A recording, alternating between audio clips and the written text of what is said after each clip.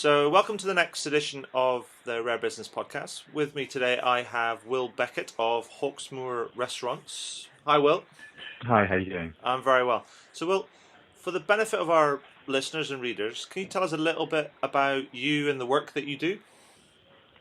Absolutely, yeah. We've got 4 Hawksmoor restaurants in London. Hawksmoor are British steak restaurants and cocktail bars, and I set it up with my business partner, but who's been my best friend since I was 11. Fantastic. And yeah, we've been in restaurants and bars before, as it happens, relatively unsuccessfully, which maybe we'll come to a bit later. But we always wanted to do this British restaurant, steak restaurant based around British beef, and we opened one of those in 2006, and it's become I think one of London's more popular restaurants now.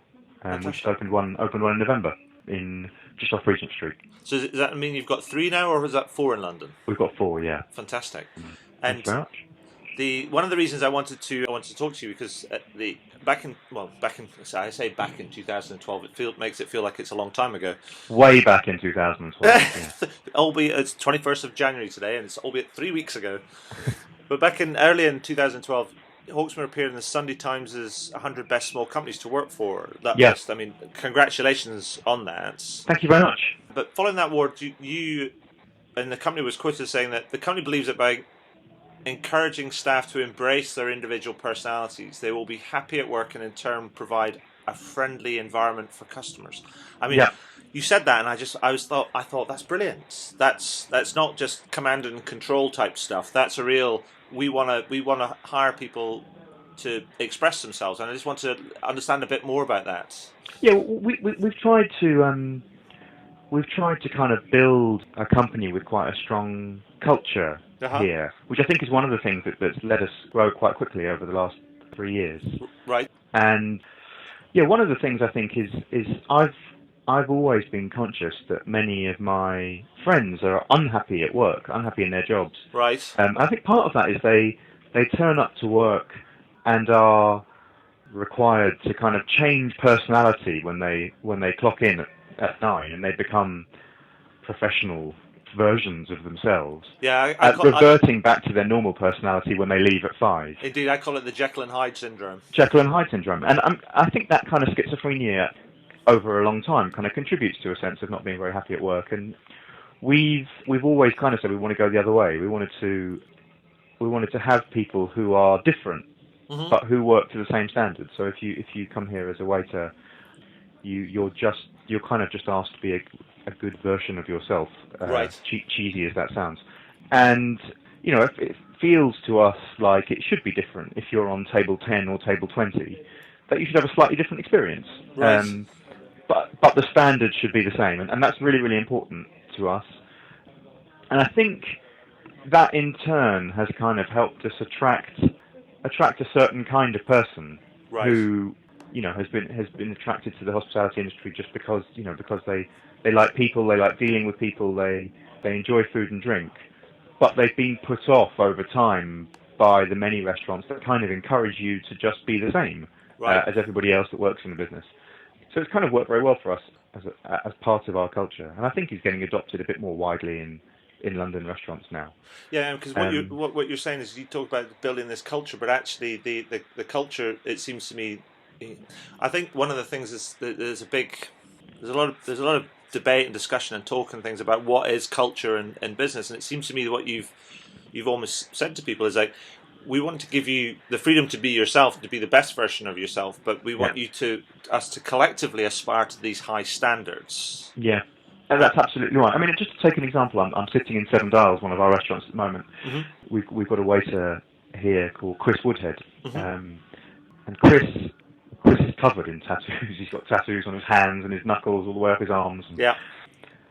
There's no reason whatsoever in my mind that should make Chris any less effective at a table, means that he knows less about the food that we sell or the drink that we sell. Sure. How he chooses to look is entirely up to him. And he is a fantastic waiter. Yeah. But he's also a waiter, I don't think he'd mind me saying this, who's unemployable in some companies for precisely that reason.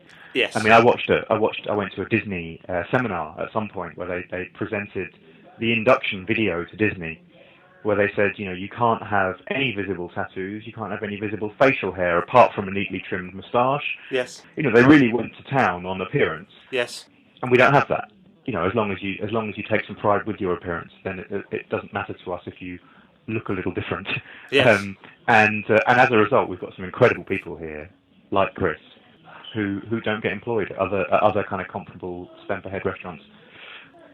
And just going back to your point earlier, just or that quote from Sunday Times, I think it's fair to say that we see our primary role really as making sure the people who work here are happy. Right.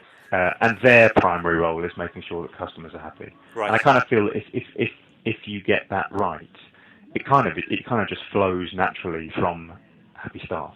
Well, I think so. It's almost as if it flows downhill, or it becomes this virtuous cycle in a way. Yeah. So, how does that impact on your choice of staff? I mean, what does that mean in terms of, do you interview people? Do you recruit people in a different sort of way? How does that work? A different part of the company culture is we talk about the idea of work hard and be nice to people, and that the restaurant industry is littered with companies that do one of those things well. Yes. The stereotypes at each extreme. Work hard is the kitchen environment where everybody's working 60, 70 hours a week. Yes. For pittance pay, getting branded by a chef with a knife, or things getting thrown around, lots and lots of shouting, kind of an attitude, a sort of slight atmosphere of fear, yes. But very, very high standards coming out the kitchen, mm-hmm. except nobody's happy. Yeah. And at the other extreme, the kind of lackadaisical, everybody's very, very nice to each other, and no one gets in trouble for anything, but standards are poor or inconsistent at best. And actually doing the two things together, work hard and be nice to people, is very difficult. But really that's kind of at the heart of how we employ and train people. So anybody that works at Hawksmoor will have had at least an interview and a work trial. Right. And the interview, not entirely, but a large part of the interview is about the interviewer kind of getting a sense of the be nice to people bit. Can I see myself working 45 hours a week with this person? Will this person fit in with the team without there being some kind of reaction on either of their parts? Are they going to fit in here? Do we like them? Yeah. And the second part of the process, the work trial, is the other bit. Hawksmoor is a very hard place to work. Yes. We work quite long hours. We're very, very busy, and we work to a high standard. Mm-hmm. And that's draining. Yes. Can people keep up? So broadly, we're trying to get people who can do those two things, and we kind of feel we can teach them the rest.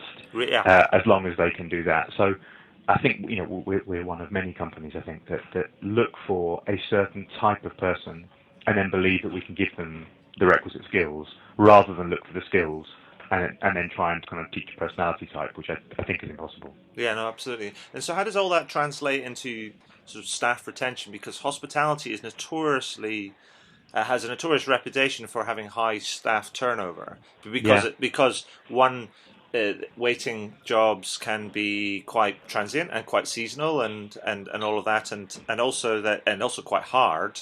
Yeah. And also because a lot of people do it part time. But what's your experience with changing the sort of the model and the way that you treat people, being on sort of how you've been able to keep and retain staff? Well, we feel it's good, although actually I'm unable to benchmark it against other people. So right. So I'm not entirely sure. But you're right. The hospitality is traditionally that, especially in London, is somewhere where people kind of come while they're waiting for something else to happen. Yeah. And jobs are easy to get, which means that they're easy to leave. And traditionally, they're not paid very well. Yes. And none of those things, I hope, apply here. People are paid very well.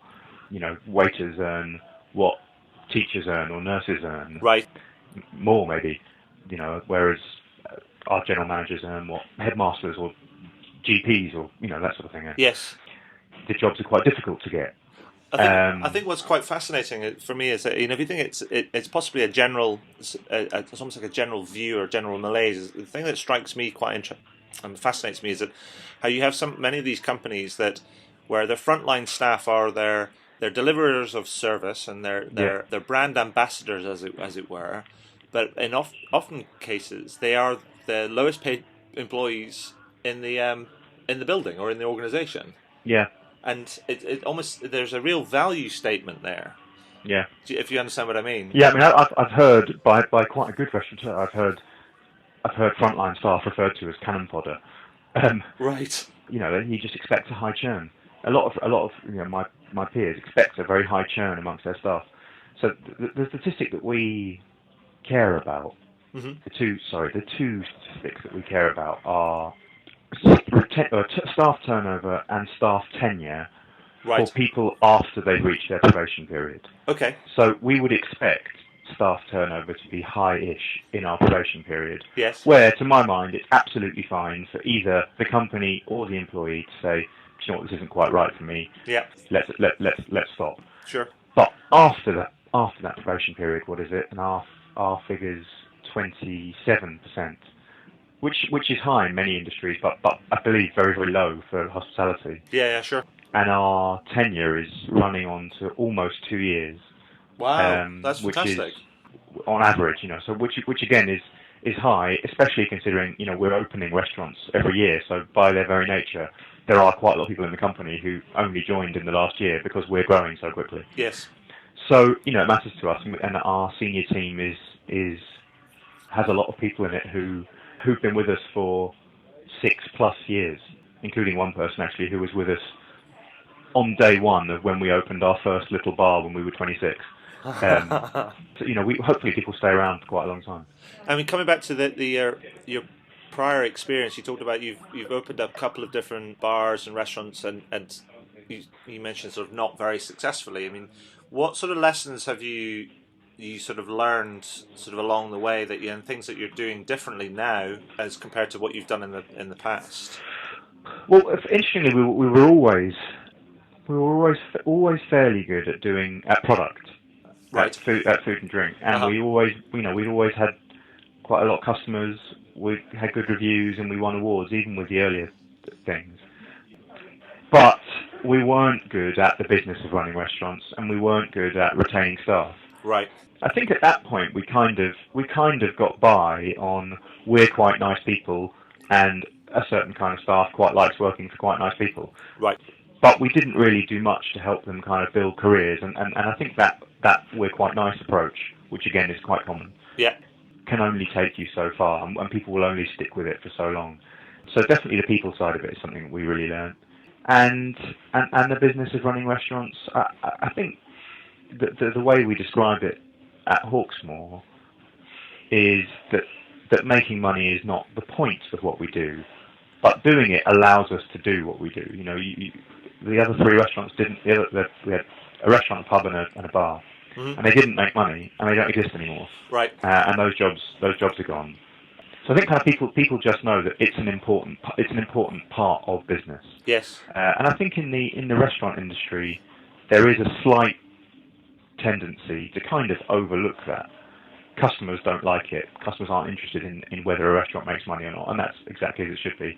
But staff are badly trained on how restaurants make money and how all of that works. So we include a section on just here's a basic introduction to how restaurants make money. Right. In day one of our induction, just we kind of want staff who understand what we're doing. We don't want to kind of keep things secret. So I think probably those two things: people and running restaurants as businesses are the two things that we've learned. But hopefully we've got better in a range of areas. I mean, I think what's quite interesting is that it's not. It seems to me that what you're not doing is you're not just the people that you hire. You're not just putting them into boxes and asking them to remain in the boxes. Almost what you're doing is you're taking the sides of the box down and say, look, actually, this is the business. This is what we're concerned about. You should know about this because you're in this business. You are the business. Yeah, absolutely. And if you build awareness around that, then they're more likely to pay attention and see things as they happen. And therefore, if they're more aware of it, then they're more likely to spot things and keep an eye on things as things develop. Yeah, I think that's right. Okay, so if I was to say to you, say that somebody's listening to this, this podcast interview, or somebody's reading the notes, and I would say to you, if you were to do it all over again, what would be your top tips for somebody wanting to, if they were setting up or driving growth in their business, in terms of trying to get the best out of their teams and deliver great service and great product and all that? You're talking about restaurants or kind of general principles? Well, let's take restaurants, because I think possibly there might be, well, it'll be specific, but I'm sure there's going to be a general application as well. Okay. Well, I'm just trying to think of key lessons. I think maybe one of them, and it isn't actually restaurant specific at all, is learning from mistakes. We did the 3 restaurants that didn't work very well early. And I think it's fair to say that generally we make lots of mistakes, but we very rarely make the same one twice. Right. And I think that's really, really important. Learning from the stuff you do badly tends to be a much better experience than the stuff you do well. Sure.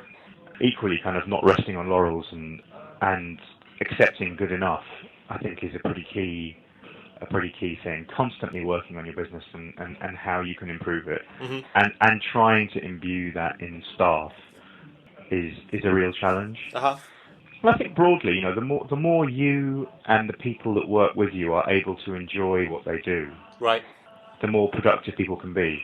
Yes. And I think that there's a big challenge there, and I think a mistake that is made fairly regularly in the restaurant industry, at least, and I'm sure it applies, is people see a successful business and try to copy key things in it. Yes. And I really do believe that your best bet is to kind of plough your own path. Know the basic principles of business. Yes. But there's no point you trying to create my company. No. You should check in on the things that you believe in very strongly, and the way that you would like to do business. And you need to surround yourself with people who feel the same. Yes. I think if you can manage that, to me, that's half the battle won. Yeah. And if you fail to do that early, I imagine it's very, very difficult to get that back later. Yes. No, I think that's right. I mean, it's almost like you have to plot your own journey, in a way. Yeah. Tell your own story. Absolutely. So what's next for Hawksmoor and for 2013 and beyond? I mean, is it expansion and world domination? Well, world domination, definitely. We're thinking of maybe a small Asian country to start with. No, we've always said the same thing, really, which is if we can satisfy 2 basic principles, then we would like to carry on growing our company. Mm-hmm. One of them is customers wanting that, and I think by that I kind of mean if our restaurants are oversubscribed, which they certainly have been, in the run up to Christmas. Yes. January's not the best time to tell, but every indication is they will carry on being oversubscribed this year. Yes. That gives you some confidence that you can grow because there's demand there. Mm-hmm. And then on the supply side, it's if our company has in it lots of people who feel like they're ready to move upwards, yes, or take on a new challenge, and maybe without getting promoted, but go and open somewhere. Yeah.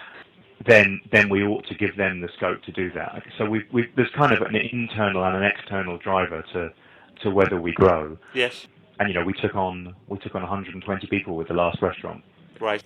So we know that there's a big period now of kind of consolidation for us, training, pushing people a little bit harder, and I'm guessing kind of at the end of that comes a desire to keep the momentum going. Fantastic. So, Will, just conscious of time and things, Mm-hmm. so that I always end these interviews with one final question, and that question is, what would you like to shamelessly plug? Well, I have nothing to shamelessly plug apart from my restaurants, which, by the way, are very good. Well, that's it, really. I think what I'd hope from people who read about Hawksmoor in this way, i.e., through something to do with business or something to do with the employees or something to do with something that isn't food and drink, mm-hmm. is that they could read or listen to that, come to the restaurants, and kind of feel, I know exactly what he was talking about. Yeah. And enjoy the restaurants for that, as well as I hope they would enjoy it for food and drink, which is how most people come to the restaurants. I think it's a really important part of what we do, and I hope it comes across, even as a customer, that we're that kind of business. Well, I must say that I've been to one of your restaurants, and I must say that it's a great atmosphere. It's like being in a big hall in a way. The one I went to was in the city, and the food was great, the service was great, it was a great atmosphere. We had a ball, so you definitely get the thumbs up from me, and I will Thank you very much. we will definitely I'll link all this up, and we'll get it all promoted and things, and hopefully we'll get people we'll spread the word, and people can come and check you out. Lovely. All right. Thanks so much. Thank you. Cheers.